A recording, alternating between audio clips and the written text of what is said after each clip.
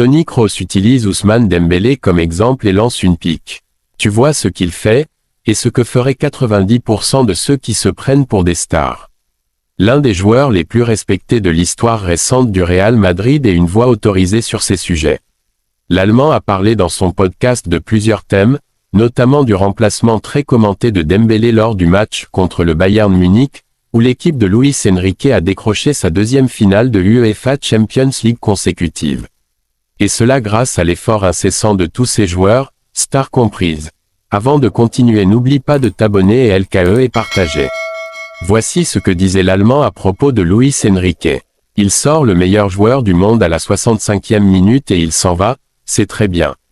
Il lui tape dans la main et ensuite il encourage ses coéquipiers depuis le banc. Puis il lançait une première pique, il y a clairement beaucoup de contre-exemples. Une situation fréquente dans les grands clubs, analysée ainsi par Kroos. Pourquoi le sort-il? Parce qu'il a vu qu'il était épuisé et que Désiré Doué et Kvaratskhelia Kvaratskhelia jouaient mieux ce jour-là, donc il l'a remplacé.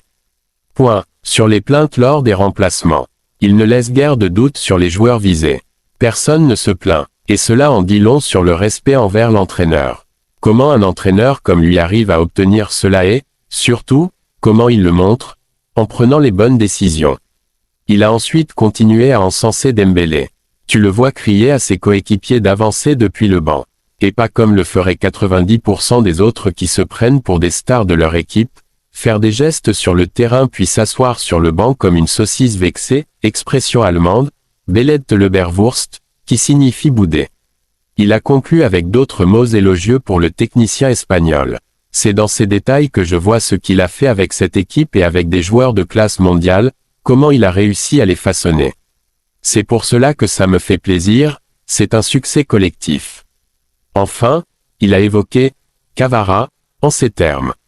Il travaille comme un fou et reste un joueur de classe mondiale. Juin 2025. Los Angeles. L'Atlético vient de subir un cinglant et incontestable 4-0 face au PSG, champion de la Ligue des Champions et équipe supersonique dirigée par un entraîneur qui a déclaré aux médias vouloir tout gagner. Désormais, son équipe retrouvera Budapest pour tenter de réaliser ce que seul le Real Madrid a accompli ces dernières décennies, remporter 2 Ligues des Champions consécutives. Un exploit, une prouesse, qui repose sur un effectif de grande qualité, mais surtout sur PSG, Luis Enrique, une fin vorace et le patron absolu. Il a réussi à bâtir la machine parfaite après avoir surmonté son échec avec l'Espagne lors de la Coupe du Monde. Luis Enrique célèbre la qualification pour la finale de la Ligue des Champions.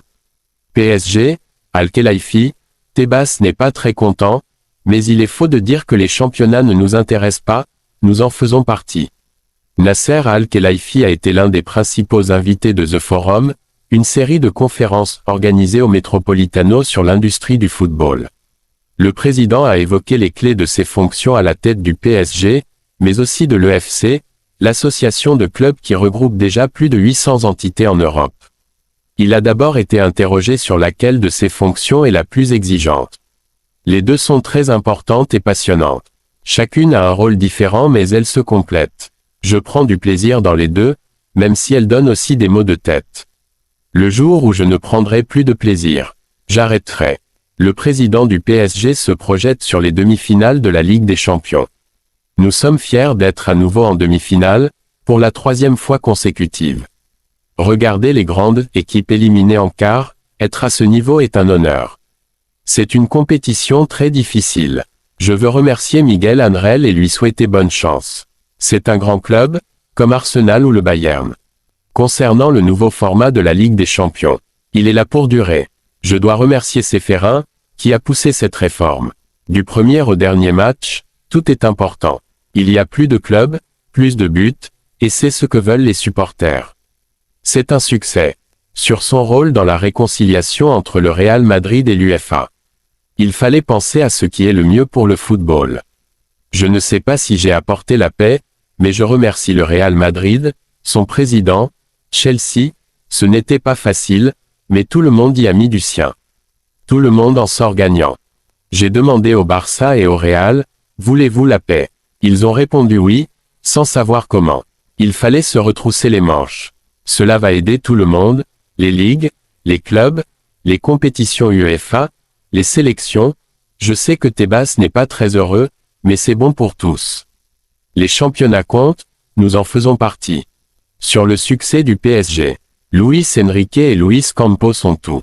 Moi, je fais mon travail de président et eux font le leur de manière fantastique. Luis transmet de l'optimisme et sait motiver. Si nous gagnons, c'est aussi grâce à eux. Son plus grand reproche envers lui-même. Je ne regrette pas mes décisions. Je ferai probablement la même chose. Chaque décision était la bonne à ce moment-là. L'important est d'apprendre. Qui va gagner la Coupe du Monde? La France a une grande équipe, l'Espagne aussi, le Brésil reste le Brésil, l'Argentine également. Je pense qu'une équipe européenne gagnera. Sur le Ballon d'Or, j'espère qu'il reviendra au PSG. Nous avons 4 ou 5 joueurs capables de le gagner. Vitinha est un joueur incroyable. Le PSG prépare déjà la finale du 30 mai à Budapest face à Arsenal. Nasser Al-Khelaifi a envoyé une lettre à ses plus de 500 employés pour leur rappeler qu'ils font partie du succès et que, comme l'an dernier, ils sont tous invités au déplacement et à l'hôtel afin d'assister à la grande finale. De plus, le club avait convenu avec l'effectif qu'une partie de la prime en cas de victoire en finale serait reversée aux employés. L'année dernière, beaucoup d'entre vous ont déjà eu l'occasion d'être présents à Munich pour soutenir notre équipe lors de la finale européenne. Ce moment a fortement mis en évidence l'unité et l'engagement qui nous unissent au sein du club. Dans cet esprit, il était important pour moi que tout le personnel puisse à nouveau participer à cette dernière étape de notre parcours européen. C'est pourquoi j'ai le plaisir de vous annoncer que l'ensemble du personnel aura l'opportunité d'être aux côtés de l'équipe à Budapest pour cet événement exceptionnel. Je sais également que certains d'entre vous travailleront à Budapest et à Paris pour contribuer à l'organisation des événements. Cet engagement fera lui aussi pleinement partie de cette grande dynamique collective qui nous unit tous autour du club, a déclaré Al-Khelaifi dans sa lettre. Cette qualification est une immense fierté pour notre club, mais il nous reste encore une dernière étape à franchir ensemble à Budapest. Plus que jamais, cela exigera une concentration totale, une détermination sans faille et une unité absolue. Les grands événements européens se construisent toujours collectivement. À Budapest, notre équipe portera bien plus que nos couleurs. Elle portera l'énergie, l'engagement et la passion de toute la famille du Paris Saint-Germain. Chaque département, chaque fonction, chaque collaborateur participe à cette dynamique collective et à l'ambition qui anime notre club au quotidien, ajoute le président dans sa lettre. Vivez la finale de la UEFA Champions League en direct. Arsenal FC et Paris Saint-Germain s'affrontent à Budapest pour entrer dans l'histoire. Les demi-finales, dans les deux cas, se sont décidées dans les derniers instants. Arsenal et le PSG ont obtenu leur billet pour la finale après avoir éliminé respectivement l'Atlético de Madrid et le Bayern Munich. Ainsi, les deux équipes se retrouveront à Budapest le 30 mai. Les Gunners arriveront en finale avec l'honneur d'être la seule équipe invaincue de la compétition cette saison 2025-26e. Mikel Arteta et ses joueurs ont réalisé une campagne de Ligue des Champions presque parfaite et, malgré des demi-finales disputées jusqu'à la dernière minute, ils retrouvent la finale de la plus grande compétition de club 20 ans après. De son côté, l'équipe de Luis Enrique atteint une nouvelle finale après avoir remporté la Ligue 1. Leur parcours a été plus irrégulier en phase de groupe, mais ils ont dominé les phases à élimination directe. Le PSG disputera sa 3e finale de Ligue des Champions, la 2e consécutive, et pourrait devenir, avec le Real Madrid, le seul club à remporter le titre 2 années de suite. L'équipe d'Arteta pourrait également mettre fin à une malédiction. Elle est celle qui a disputé le plus de matchs en Ligue des Champions sans jamais soulever le trophée. Un exploit que le PSG a réussi la saison passée en écrasant l'Inter Milan et en inscrivant ainsi son nom dans l'histoire. Très admiratif du travail des joueurs de la capitale, l'ancien madrilène a également souligné l'attitude du natif de Vernon. Et celle-ci était exemplaire sur la pelouse de l'Allianz Arena à Munich. On le voit crier à ses coéquipiers d'accélérer depuis le banc, et pas comme les 90% des autres joueurs qui se prennent pour des stars de leurs équipes, commencer à faire des gestes sur le terrain puis s'asseoir sur le banc comme une saucisse malheureux. Qualifié pour la finale de la UEFA Champions League, le Paris Saint-Germain devra affronter Arsenal FC, et Kroos-Croix au doublé. En finale de la Ligue des Champions, le PSG semble une nouvelle fois parti pour réaliser une saison de rêve. Dans le jeu, le club parisien est sans doute l'une des équipes les plus fortes d'Europe. Tony Kroos a évoqué le club parisien lors d'un entretien accordé à Marca. L'ancien joueur emblématique du Real Madrid et du football allemand s'est appuyé sur Ousmane Dembélé pour mettre en avant la mentalité collective du PSG. Les propos de Tony Kroos sur le PSG de Luis Enrique. Luis Enrique a remplacé Ousmane Dembélé, son meilleur joueur, à la 65e minute d'une demi-finale de Ligue des Champions et personne n'a protesté. Il quitte le terrain, serre la main de son entraîneur et s'assoit sur le banc pour encourager ses coéquipiers. Il y a des contre-exemples à cela, a déclaré Tony Kroos, avant de poursuivre. Regardez Ousmane Dembélé et la façon dont il crie à ses coéquipiers de continuer à se battre depuis le banc. Ce n'est pas ce que feraient 90% des joueurs qui se prennent pour des stars. Il commence à faire des gestes désobligeants sur le terrain, puis s'installe sur le banc en bougonnant. L'ancien milieu du Real Madrid a salué Ousmane Dembélé ainsi que Luis Enrique, tout en adressant une critique aux joueurs qui se considèrent comme des stars. Dans son podcast, Kroos a mis en avant l'attitude de Dembélé lors de la confrontation entre le PSG et le Bayern Munich, où l'équipe de Luis Enrique s'est qualifiée. Pour la finale, tu vois ce qu'il fait, et ce que 90% de ceux qui pensent être des stars feraient, a-t-il déclaré. Kroos a expliqué que la décision de Luis Enrique de remplacer Dembélé après environ 65 minutes était liée à des raisons tactiques et physiques, saluant la clarté du coach. Pourquoi l'a-t-il sorti? Parce qu'il a vu qu'il était épuisé et que Désiré Doué et Kvaratskhelia Kvaratskhelia jouaient mieux ce jour-là, donc il l'a remplacé. Point, a-t-il affirmé. Kroos a insisté sur l'importance de la gestion des égos dans le football moderne, où les effectifs sont composés de nombreuses stars.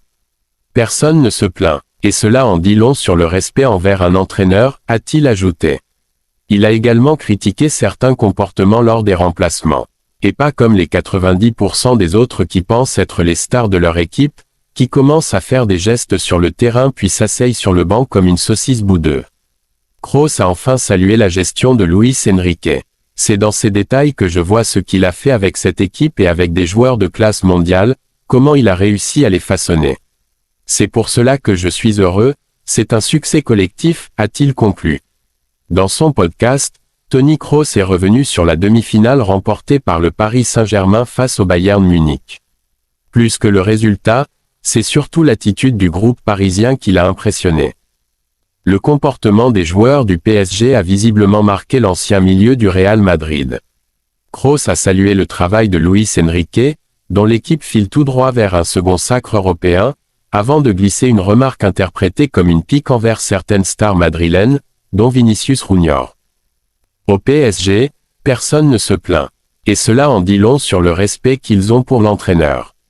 Comment un entraîneur comme lui arrive à obtenir ça, et surtout comment il le démontre, en prenant les bonnes décisions, a expliqué l'Allemand à propos de Luis Enrique. L'ancien joueur du Real a ensuite pris l'exemple d'Ousmane Dembélé, remplacé en seconde période sans montrer le moindre signe de frustration. Il sort le meilleur joueur du monde à la 65e minute et il quitte le terrain sans aucun problème. Il tape dans la main de son coach puis encourage ses coéquipiers depuis le banc. Kroos insiste sur l'attitude du joueur après sa sortie. Tu le vois crier à ses coéquipiers d'avancer depuis le banc. Pas comme le feraient 90% des autres qui se prennent pour des stars de leur équipe, faire des grands gestes sur le terrain puis s'asseoir sur le banc en faisant la tête. Une déclaration qui a rapidement fait réagir en Espagne. Même si aucun n'en est cité, beaucoup y voient une référence à Vinicius Junior et à son attitude lors d'une sortie lors du Classico la saison passée, avec des mots jugés déplacés envers Xavi Alonso ce jour-là. D'autres pensent également à Kylian Mbappé, même si Kroos ne les mentionne jamais directement. N'oublie pas de t'abonner et LKE et partager, activer la cloche de notification pour ne rien manquer.